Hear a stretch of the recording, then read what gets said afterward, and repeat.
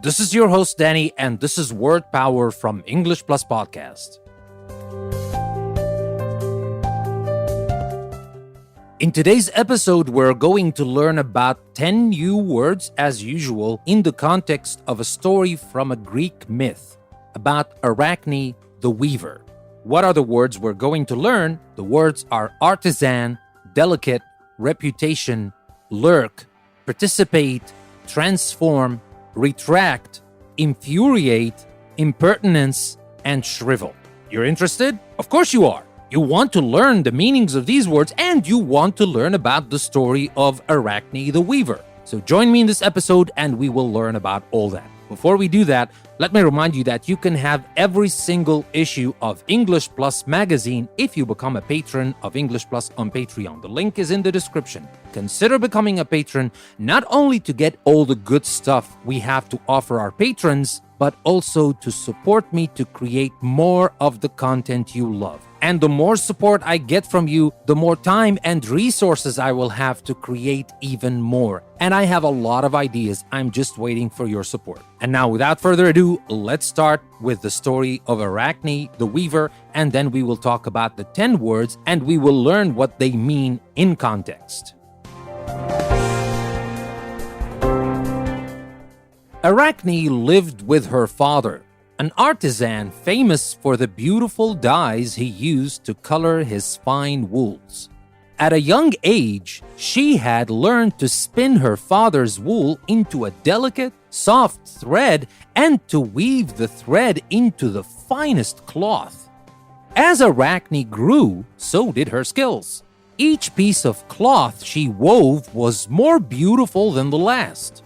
She soon earned a reputation as the finest weaver in all of Greece. People traveled from miles just to watch her skillful hands create fine, colorful cloth. Even the nymphs of the forests would sometimes lurk about the windows of her cottage, hoping to catch a glimpse of Arachne's talented hands at work. Before long, however, people began to whisper no human could have taught her to spin the thread and weave it into such magnificent cloth. Athena, the goddess of wisdom and art, must have taught her. Such talk made Arachne angry. One day, she could stand it no longer.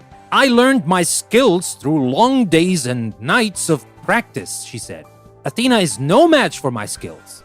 The crowd was stunned. Finally, an old woman spoke up. "You fool! You must ask Athena's forgiveness for such a remark." "Never!" snapped Arachne. "I challenge Athena to answer my words by participating in a contest to prove just who is the most skillful." Before Arachne could finish her challenge, the old woman transformed herself into a tall, beautiful woman dressed in flowing white robes. Everyone knew immediately that the old woman was Athena herself. Arachne was momentarily shaken, but soon recovered. She would not retract her challenge. The two approached a pair of looms and began to weave the colorful wool into cloth. For a few moments, their skills seemed equal, but gradually Athena moved ahead. Infuriated at the thought of losing, Arachne began to weave pictures of evil things gods had done to people. Athena answered this impertinence by grabbing Arachne and saying, "You and all your descendants shall spin, and your spinning will remind people never to compete with the gods." At that, Arachne shriveled into a small brown spider with 6 thin legs. She hung from one of the fine threads of her loom. All spiders are descended from Arachne, and their webs are a reminder that no mortal is equal to the gods. So, that was the story. Beautiful story, a beautiful Greek myth that usually explains how things came to be. And in this story, we know how spiders came to be, and we call them arachnids after all. We use this word to talk about this family. But let's move on now to talk about the words, and we will start with the very first word, artisan. A-R-T-I-S-A-N.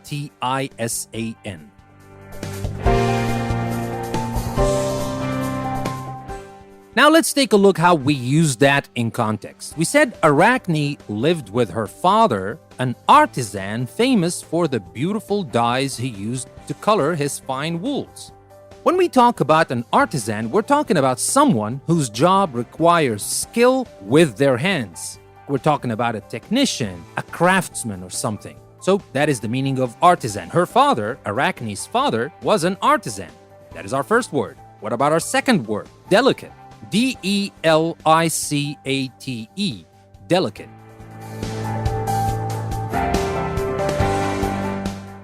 Let's take a look at how we use that in context. We said, at a young age, she had learned to spin her father's wool into a delicate, soft thread and to weave the thread into the finest cloth.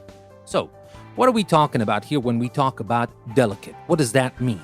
Well, something that is delicate is small and beautifully shaped. When we talk about delicate things, yes, we can talk about delicate things and mean that they are small and beautiful, but we definitely talk about how beautiful these things are, how perfect these things are, and these things can be produced. If we're talking about things that can be produced, delicate things, these things can be produced only by highly skilled people. And in this case, Arachne was a highly skilled weaver.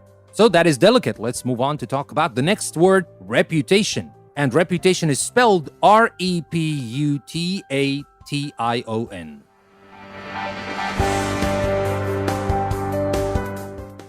Let's take a look at how we use that in context. We said she soon earned a reputation as the finest weaver in all of Greece.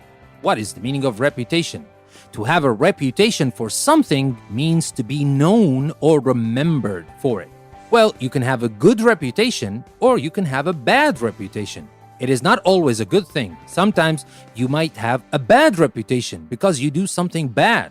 Or, in this case, the reputation of Arachne was a good one. She soon earned a reputation as the finest weaver. She was known and remembered to be the finest weaver in all of Greece. That is our word, reputation. And now let's move on to talk about the next word, lurk. L-U-R-K, lurk.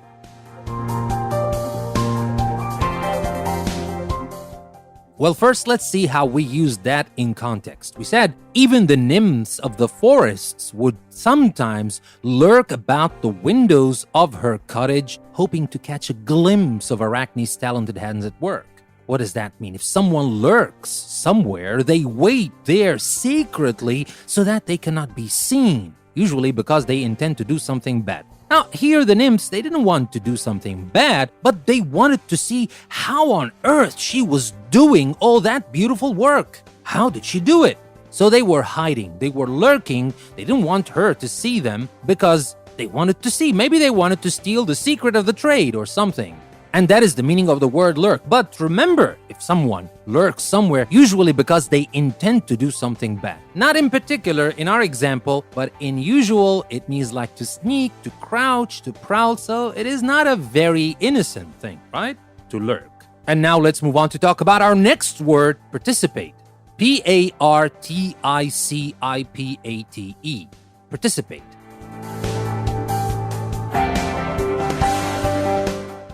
Now let's take a look at how we use that in context. Arachne said, I challenge Athena to answer my words by participating in a contest to prove just who is the most skillful. And poor Arachne, who was there and who was just listening to these words, these challenging words, there was Athena herself. But the word participate, what does it mean? If you participate in an activity, you take part in it. So she was challenging Athena to participate in a contest. She put herself or her skills against the skills of a goddess. And that was her mistake. Of course, according to the legend. Just let me remind you that we're talking about a Greek myth here. We're not talking about some history, right? But anyway, she challenged Athena to take part, to participate in this contest. So that is the meaning of participate. Now let's move on to talk about the next word, transform. Transform. Transform.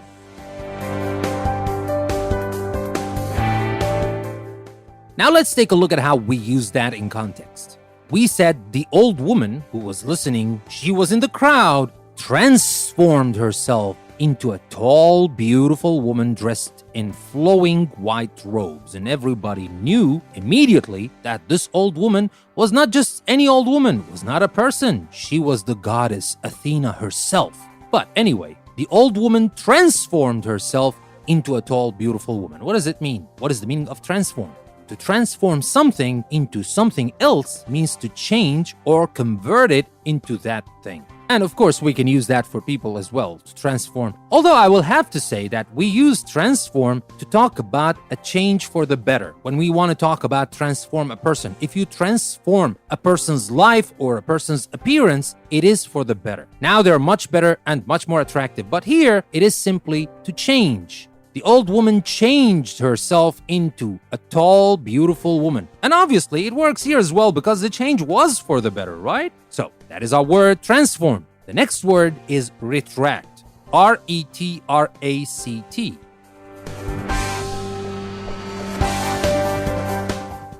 Now let's take a look at how we use that in context.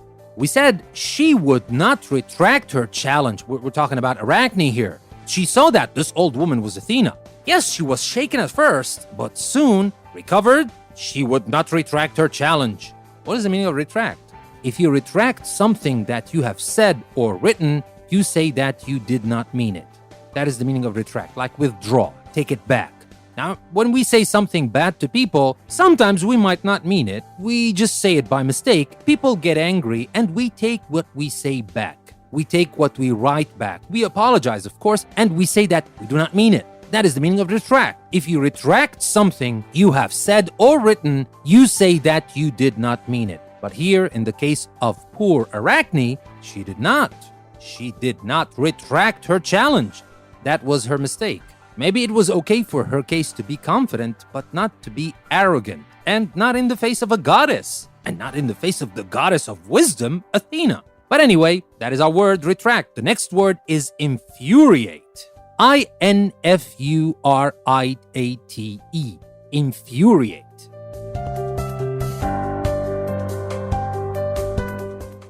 Now first, let's take a look at how we use that in context. We said for a few moments their skills seemed equal, but gradually Athena moved ahead. Infuriated at the thought of losing, Arachne began to weave pictures of evil things God had done to people. She was infuriated because Athena was getting ahead of her. Athena was winning. That infuriated Arachne, who was sure that she was the best weaver in the world of all humans and gods. So what is the meaning of infuriate? If something or someone infuriates you, they make you extremely angry. And that is exactly how Arachne felt. She was infuriated at the thought of losing. She was very angry. That made her very angry, extremely angry. Like enrage, provoke, irritate, but extremely angry. That is the word infuriate. So if you want to say that something made somebody angry, that is okay. If you want to go to the maximum, if you want to exaggerate that to the most, use infuriate, because that is extremely angry. And that is our word. The next word is impertinence. I-M-P-E-R-T-I-N-E-N-C-E. Impertinence.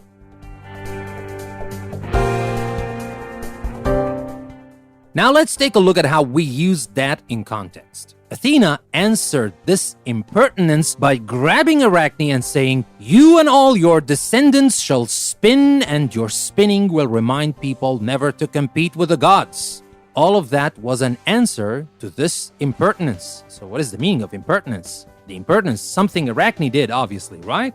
If someone talks or behaves in a rather impolite and disrespectful way, you can call this behavior impertinence or an impertinence. Same thing, but you can say an impertinence or just impertinence. So impertinence is just like saying rudeness, being rude, impolite, disrespectful. And from Athena's point of view, Arachne was so impolite, was so disrespectful by saying what she said and doing what she did, weaving those bad things gods did to people and stuff like that. That was impertinence. And that is the meaning of impertinence. And that leaves me with one last word for today's episode, shrivel. S-H-R-I-V-E-L. shrivel.